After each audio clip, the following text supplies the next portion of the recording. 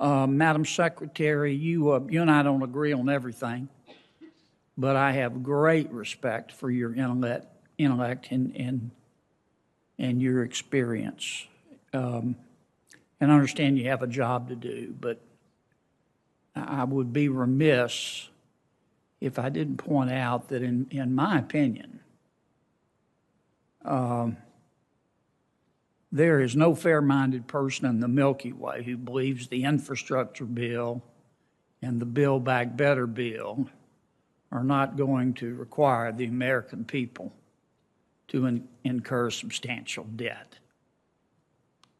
Now, here's my question, and I'm looking for a number. How much, in the Biden administration's opinion, is too much debt? At what point, as you incur debt, will the Biden administration say, okay, that's it?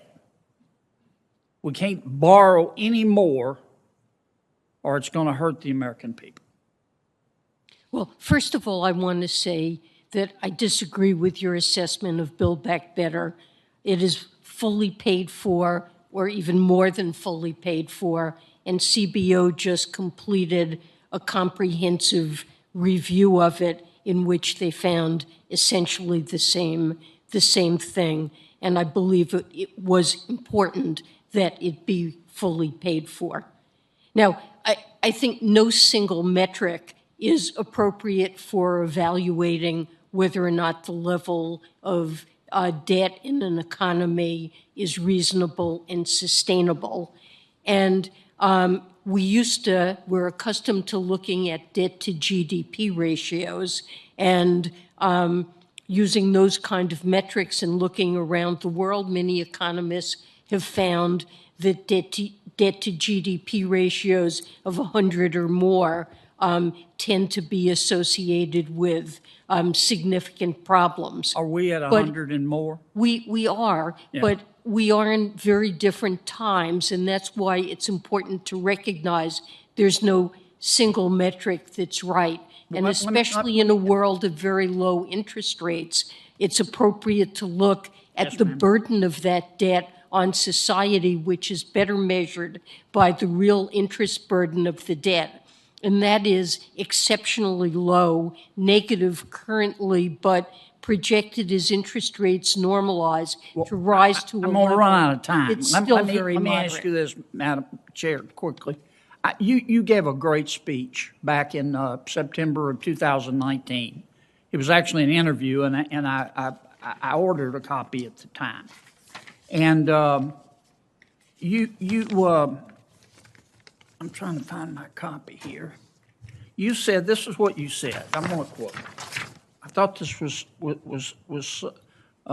such a wise statement. You said, the former Fed chair said she is not worried about the debt to gross domestic product ratio in the United States right now, but added, and I quote, I'm worried about the trajectory of where it's going. It's not stable. We're not living within our means right now. Debt's going to escalate, and that's going to create problems down the road.